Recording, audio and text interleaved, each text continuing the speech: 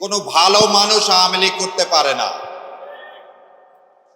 কোনো ভালো মানুষ আওয়ামী লীগ করতে পারে না। কারণ যাকে এই ছবিতে দেখতেছেন উনি কিন্তু ছাত্রলীগ করতেন, উনি ভিপি ছিলেন, কিন্তু আওয়ামী লীগের আমলে আওয়ামী লীগের দুর্নীতি প্রতিবাদ করাতে ৭৪ সালে ওখানে কারাবন্দী করা হয়।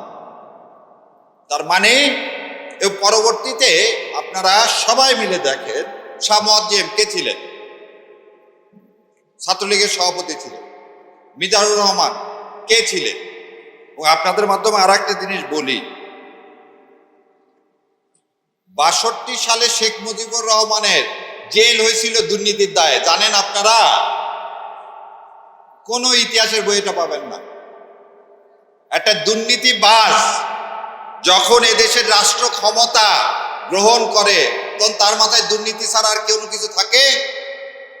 তখন ওই রক্ষী বাহিনীর সময় এই ছবি যাকে দেখতেছেন সেই সব প্রতিবাদ করাটাও ছিল কি চরম দুঃসাহসিক কাজ। সেই জন্যে